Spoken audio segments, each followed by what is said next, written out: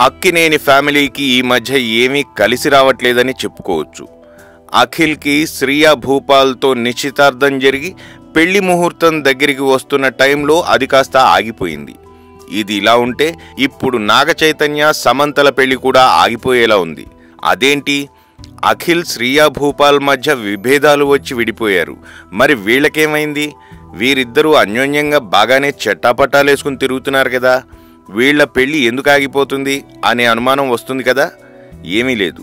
నిన్న అక్కినేని నాగార్జున బావగారు అంటే అక్కినేని నాగసుశీల భర్త గుండెపోటుతో మరణించిన విషయం తెలిసిందే.